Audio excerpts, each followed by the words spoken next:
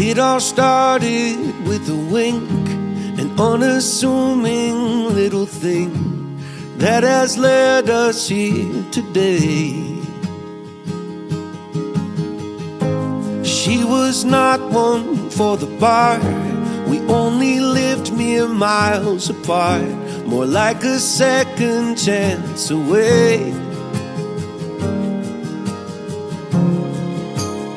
We had both loved and lost, and we'd both been on first dates, but this one was different.